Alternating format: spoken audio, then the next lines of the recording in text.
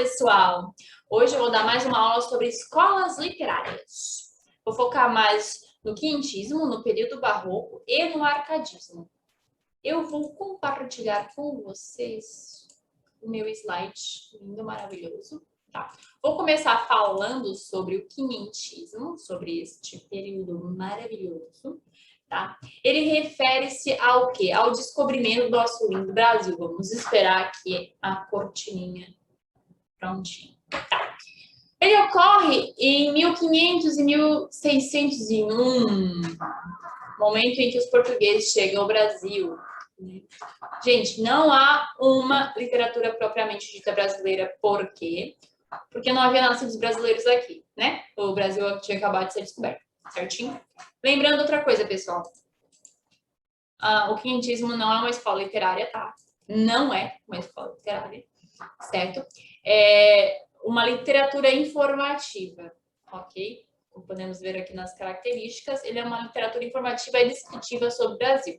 Nosso amigo aqui, ó, Pero Vaz de Caminha, ele escreve uma carta sobre o descobrimento do Brasil. Como era a fauna, como era a flora, se tinha habitantes aqui, tinha, obviamente, os índios, então havia uma descrição sobre eles, certinho. E então era isso, era descrever o que eles haviam encontrado, a terra que eles haviam encontrado aqui. Tá? Não havia uma preocupação estética, né? Até porque é uma literatura informativa, não era uma coisa de romance, né? Não era para a pessoa nada, mas sim para informar a coroa sobre o que eles haviam encontrado aqui. Produzida pelos viajantes, cronistas e padres jesuítas, certo? Sobre os padres jesuítas, gente, queria falar um pouco mais, tá?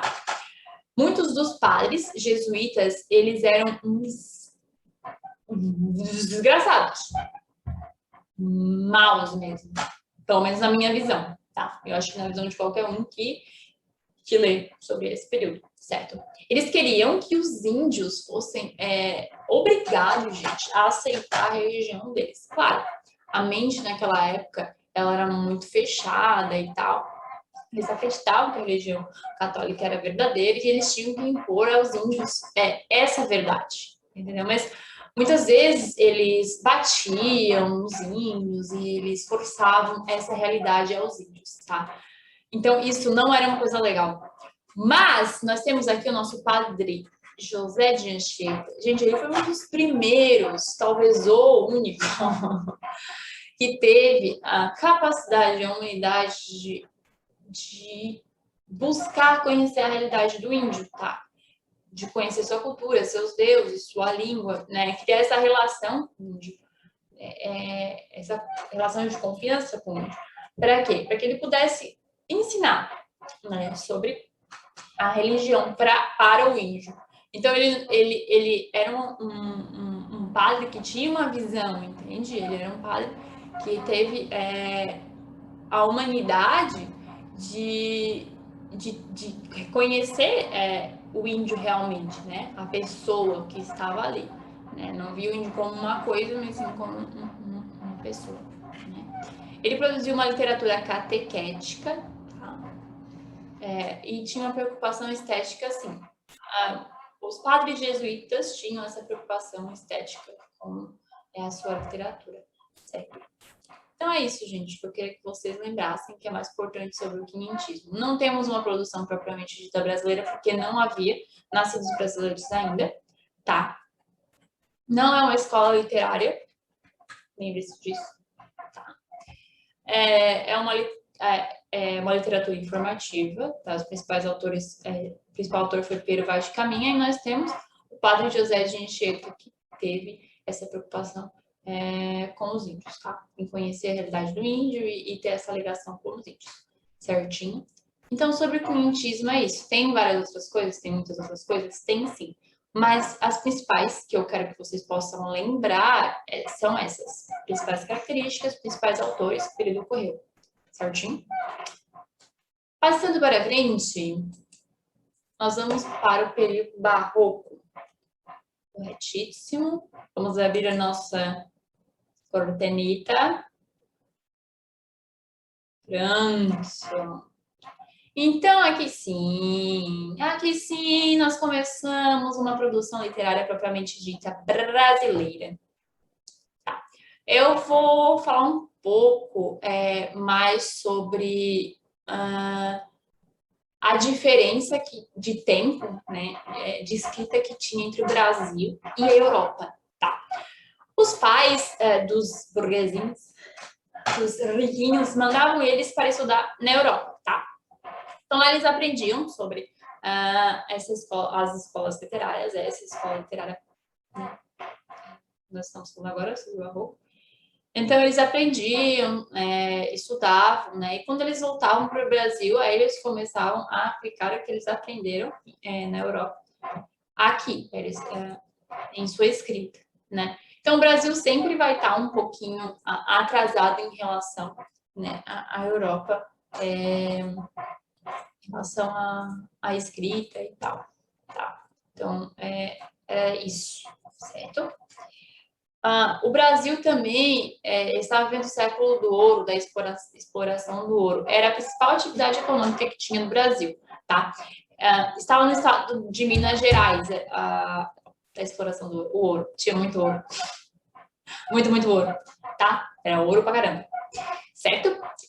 O crescimento econômico populacional do Brasil tinha aumentado bastante, principalmente por causa da exploração do ouro, certo? As principais características desse período, da escrita desse período, de estudo nesse período, né, que é a linguagem dramática. Então, é bem dramático. Vamos falar que é dramático, é tudo muito dramático. A gente pode ver isso na escrita, a gente pode ver isso nas pinturas, a gente pode ver isso na arquitetura, né, nas estruturas. Tá tudo muito dramático. Assim, cores escuras e fortes, né? Racionalismo, como eu já falei, que é a valorização do raciocínio, certinho.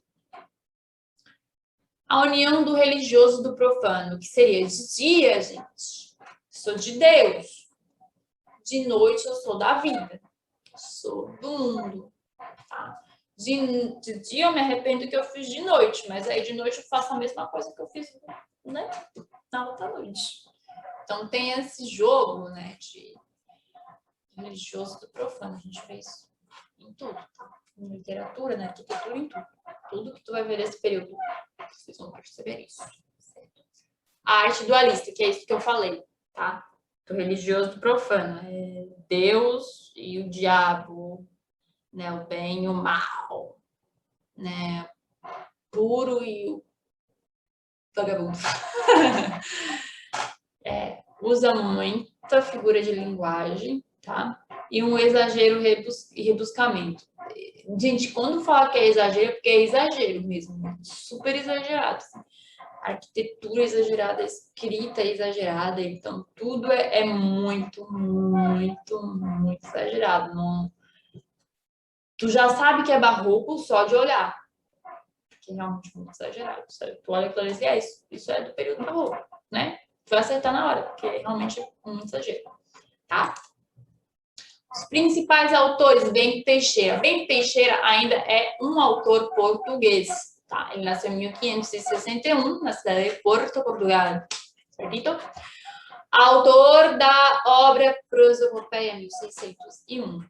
Aí nós começamos a ter os nossos autores brasileiros. Gregório de Matos, né, um dos autores brasileiros que tiveram destaque nessa época. Ele nasceu em 23 de dezembro de 1636, em Salvador, Bahia. Gente, ele era conhecido como Boca do Inferno porque o cara, ele criticava todo mundo. Ele criticava rico, ele criticava pobre, ele criticava os grandão, ele criticava tudo. Ele criticava tudo. Se bobear, ele criticava até ele. Tá? Ele focou na poesia lírica, religiosa, erótica e satírica, tá? Ele é como eu falei, ele é um crítico assíduo da sociedade, ele criticava tudo. Pensa numa coisa, ele criticava.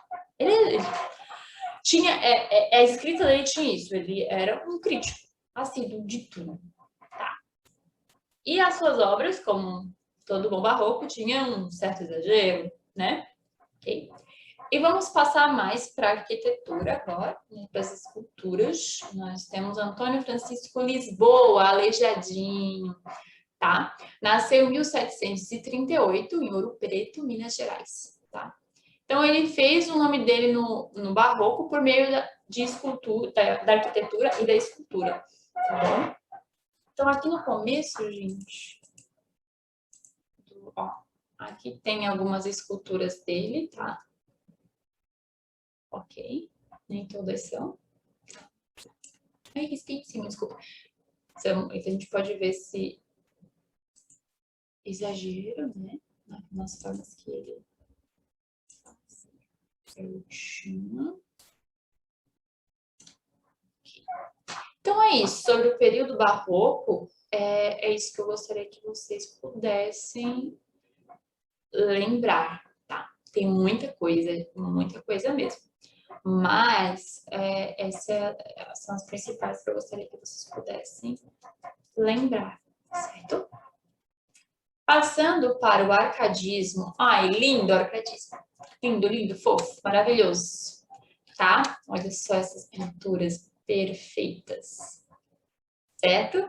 Vamos aprender um pouco mais sobre o arcadismo. Tá bom. Gente, lembrando que para que eles fossem, os ricos, os filhos dos ricos fossem estudar na Europa e depois viessem para o Brasil, poder passar, né, o que aprenderam para sua escrita e tal, e fazerem, né, demorar um pouquinho, tá? Demorava um pouquinho, lembrando disso, tá? Não era uma coisa pareada, assim, no Brasil e Europa ao mesmo tempo, o Brasil sempre um pouco atrasadinho, tá, em relação à Europa. Lembrando sempre disso, certo? Nesse período, no arcadismo, nós temos a sobriedade, tá bom? Como uma característica, tá? Eles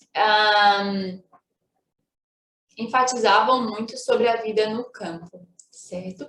Então, eles usavam muito uso de pseudônimos, ok? Então, os caras ricos que iam para a Europa, a elite que ia para a Europa, então, eles usavam muito fingimento poético, tá? Aqui, ó, fingimento poético. Eles eram caras ricos, certo? Mas eles usavam pseudônimos e se fingiam de camponeses na hora que eles iam escrever, certo? Então, na escrita deles, eles seriam camponeses. Tem por causa disso o fingimento poético, certo?